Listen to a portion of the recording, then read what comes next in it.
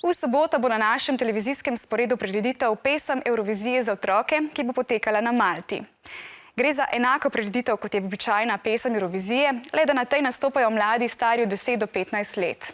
Letos prvič sodeluje tudi Slovenija in naša predstavnica Ula Ložar bo nastopila 9. po vrsti.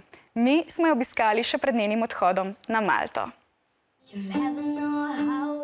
Vsakodnevne vaje za glas, za vsak ton pesmi. Tako Ula vadi za nastop na Evroviziji za otroke.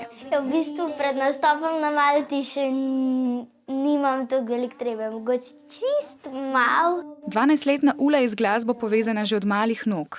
V svoji kratki glasbeni karieri se je udeležila že številnih pevskih prireditev in tekmovanj. Za nastop na Malti je v bistvu največji, razen pač, ko sem ga imela še na stadionu Stožice. Na odru bo zapela angleško-slovensko pesem Nisi sam, Your Light. Moja pesem govori o empatiji, v bistvu sočutju, potem kako pa si lahko ljudje pomagamo, da nikoli nismo sami, da vedno imamo nekoga ob sebi. Med vsemi jo najbolj podpirajo starši, ki so nad njeno nadarjenostjo vedno znova očarani. Zanjo pa navijajo tudi prijatelji in učenci osnovne šole Nove Jarše, ki jo Ula obiskuje.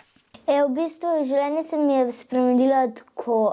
Jaz imam vsak dan vaj, ki jih prej nisem imela, pa žučki mi malo bolj delajo. Ula pa ni samo glasbeno nadarjena, ampak jo zanima še mnogo stvari, predvsem takšnih, pri katerih je lahko ustvarjalna. Tukaj ne pojem, pa ker nimam šole, rada kvačkam, pač imam tukaj nekaj izdelkov, tole je en šal, ki sem ga mami naredila. Še preden je pesem prišla ven, sem narisala tole, Your Light, to je pač naslov moje pesmi v angleščini.